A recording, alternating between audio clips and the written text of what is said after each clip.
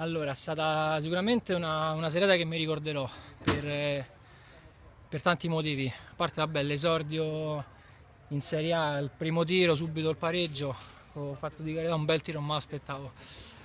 Poi questa vittoria era importante soprattutto per dedicarla al nostro mister che questa settimana ha avuto un malore e quindi abbiamo giocato per lui, adesso le cose sono stabilite, sta meglio.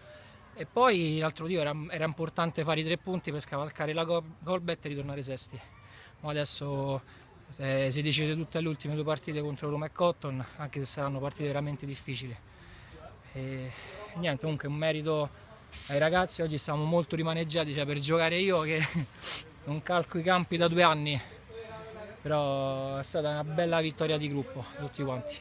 Guarda, io la prossima partita per la Colbert sarà molto importante, quindi decreterà se vincendo contro il Peperino se ci scavalcherà, quindi ci metterà di impegno a noi per le prossime 2 partite. In caso di sconfitta loro, che ti dico, e se vengono 2 sconfitte va bene uguale, comunque noi cercheremo di onorare e cercare di rafforzare questo sesto posto.